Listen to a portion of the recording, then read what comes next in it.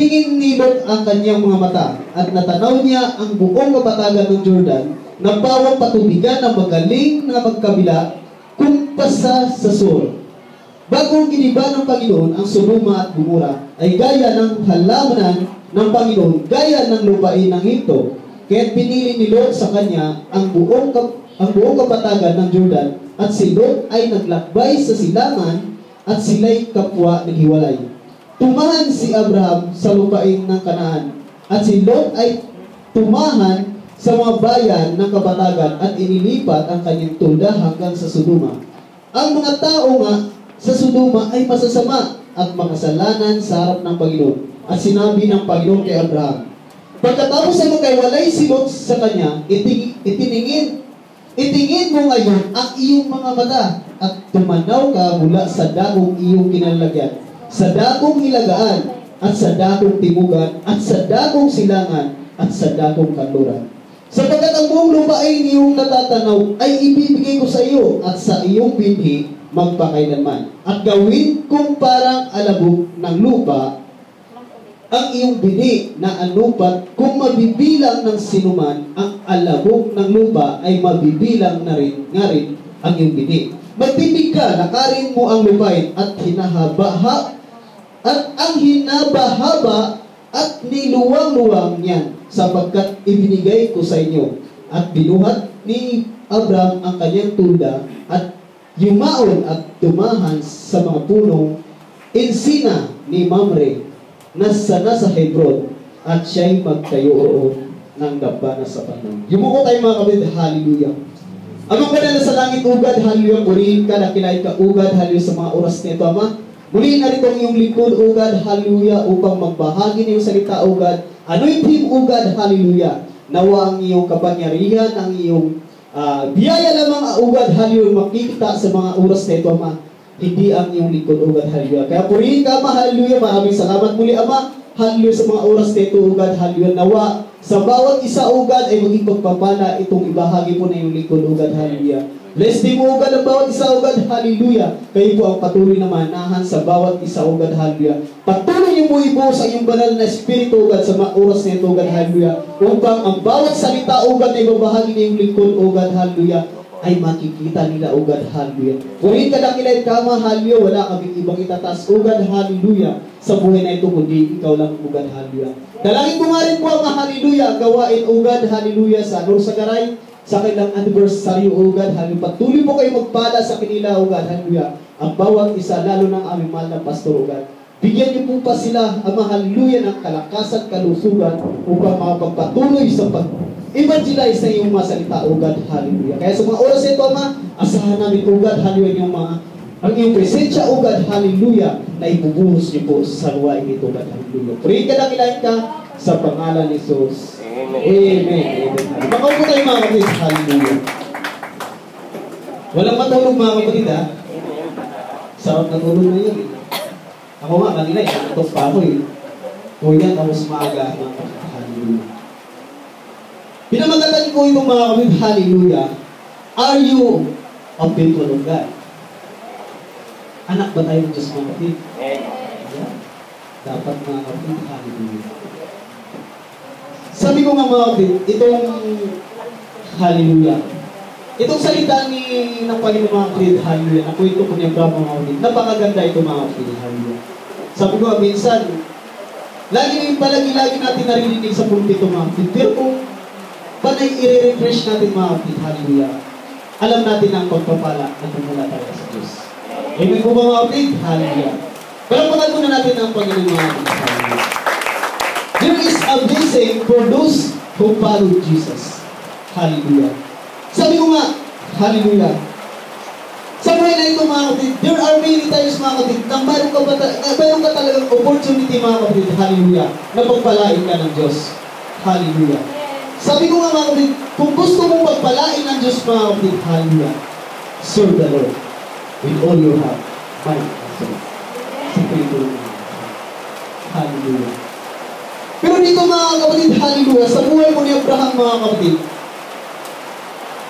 minsan mga kapatid, kailangan mangyari yung separation mga kapatid.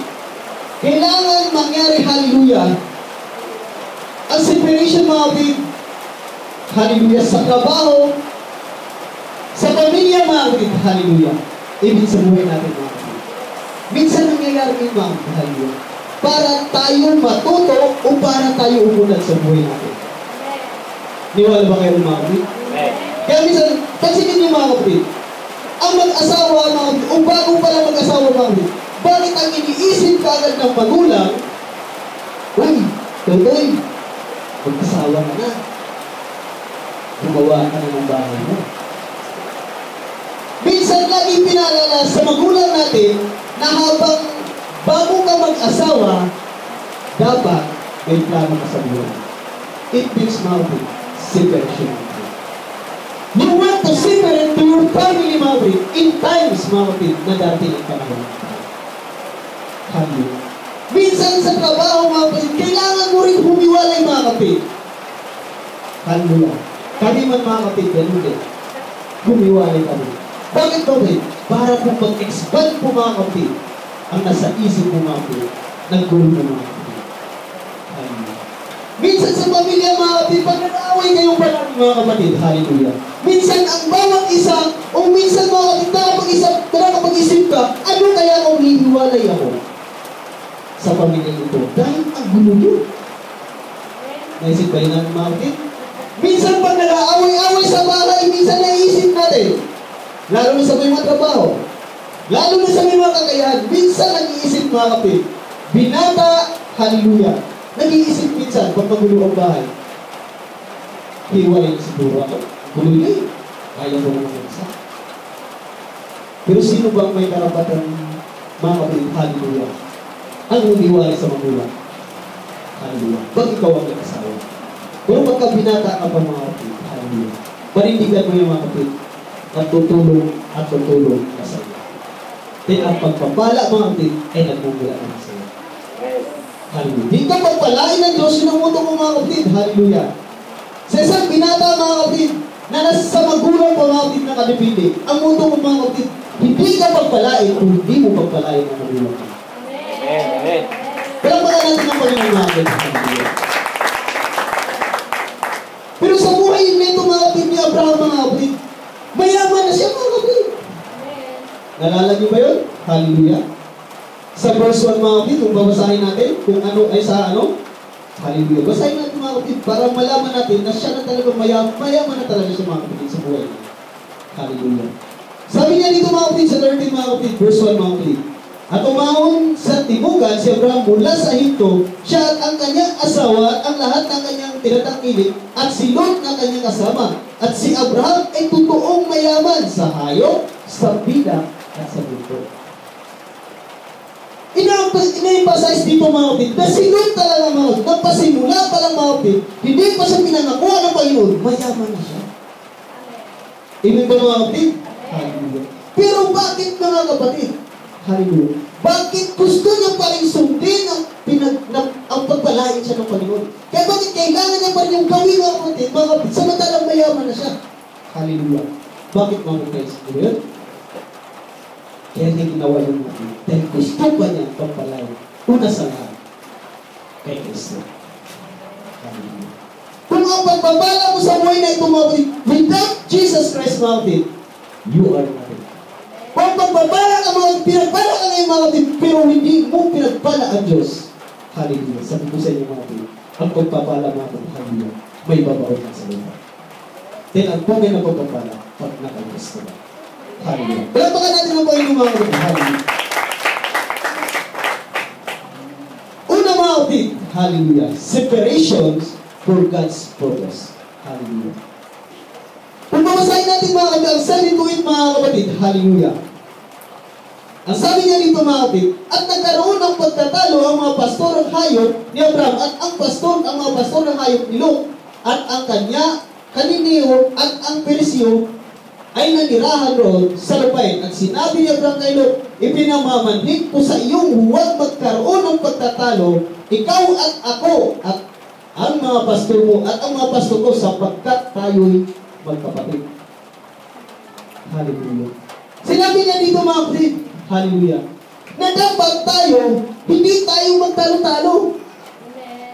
Dapat tayo, hindi tayo mag-away-away. Kundi tayo ay tagapamagitan ni Kristo. Palakpakan natin ang Panginoon. Tagapamagitan tayo ni Kristo kung saan ka man naroon. Sa church, hallelujah. Sa bahay o sa trabaho, dapat ikaw ang tagapamagitan. Hindi yung nag-aaway na lang kayo sa pamilya, ito dumadagdag ka pa. Hindi yung nagkagulo na sila, ikaw nagkugulo ka pa. Hallelujah. Ganon ba tayo minsan? Ako minsan, ganon ako eh. Ganon ako minsan mga kapatid. Magulo na sila, guguluhin ko pa. Sarap kaya manggulo. Minsan magugulo ko mga kapatid. Hallelujah. Ginagawa ko lang din naman yung mga para sa kanila. Tumahimik na kayo dyan. Ayaw ni Madami. Kaya hindi ako na lang din pagkikigulo. Para tumahimik kayo. Tahimik na tayo. Tahimik kayo. Tahimikan tayo. Magulo kayo. Sige, guluhan tayo. Ganun minsan mga kapatid. Ginagamit ko minsan mga kapatid.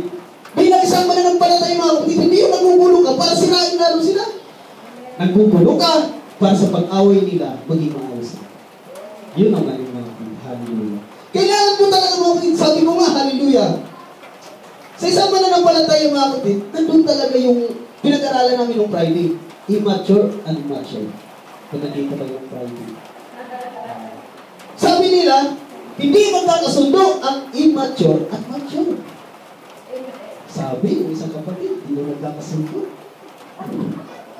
Sabi ko naman, paano hindi magkakasundo? Immature na nga yung isa eh. Yung isa immature eh. Kung sino yung nakakaintindi sa mga bagay na yun, siya umitindi. Kasi immature siya. Ang immature hindi kailangan umitindi. Dahil iniintindi natin. Kung may immature naman na ng palataya, minsan, makikita mo talaga, bahala kayo dyan. Ayaw ko na mag-church. Tisod na ako sa'yo. Immature. Bahala kayo dyan. Bakit kami natutugan niya? Doon na lang ako. Immature. Sabi ko, pag mature sa mature, magkakasundo. Bakit? Iba yung immature eh. Immature sa immature, lalo hindi nagkakasundo. Tinapay lang. Hati tayo. Iba naman yan, hati. Ako bumili niya eh. Tapos ikaw lang kakain. Parang immature. Palakpakan natin ang Panginoon natin. Sabi ko nga, dapat talaga natin umintindi. Tinagurian tayong Kristiyano, tinagurian tayong anak ng Diyos. Hallelujah. At una sa lahat, hallelujah. Ang banal na Espiritu na nananahan sa iyo, siya magpapatuloy sa iyo sa kalakasan. Na makapagpatuloy ka sa paglilingkod ng Diyos. Palakpakan natin ang Panginoon mga kapatid. Hallelujah. Sanayin mga kapatid, hallelujah. Anong sabi ng nain mga kapatid? Hallelujah. Sanay mga kapatid, di ba ang buong lupain ay nasa harap mo? Sabi na, mga kapatid, kay Lot, humiwalay ka sa akin at minamanhin ko sa inyo. Kung ikaw ay pasa kaliwa, ay pasa kanan ako. O kung ikaw ay pasa kanan, ay pasa kaliwa naman ako. Ito mga kapatid, kaganda-ganda dito na desisyon ni mga kapatid. Nagpaparaya ay ni Abraham mga kapatid. Ba't napunta ba ako? Nagparaya mga kapatid. Hallelujah. Mature. Nagparaya. Ang sabi niya, kapatid, hallelujah. Ayan, grabe. Yung nanay, yung tatay ko, grabe, may kotse, may bahay. Sabi nga ng kapatid niya isa, kaya, dyan ako. Siyempre, sino ba naman, di ba? Kung ako naman, mayaman tatay ko, talaga sasandal ako. Kung pag-alakas, sip ako, tayo. Ganun mo, pagpakasip-sip, para ikaw magmana. Hindi ka magsipsip, hindi ka pagmanahin ng magulang mo. Ganun si Abraham, nagparaya. Ang sabi ni Abraham, ayan, nakita mo ba yan? Paligid na yan? Sige, pumunta ka kung saan gusto mo. Kung kakanan ka, kakaliwa ko. Kung kaliwa ka, kakanan ako. Hallelujah. Ito ang sabi ng hallelujah ni Abraham. Pero isang bagay po mga kapatid, si Lot, ang desisyon ni Lot. Hallelujah. Sabi niya sa Diyos mga kapatid, hallelujah. At itiningin ni Lot ang kanyang mga mata at natanaw niya ang buong kapatagan ng Jordan. Nagpawang patubigan na magaling sa magkabil-kabila kung pasasur bago giniba ng Panginoon. Ang Sodoma at Gomora ay gaya ng halamanan sa Panginoon, gaya ng lupain nito. Tumingin ito si Lot, grabe, yaman pala dito. Sabi ni Lot, tatay ko yaman. Sip-sip ako. Sabi niya, handa.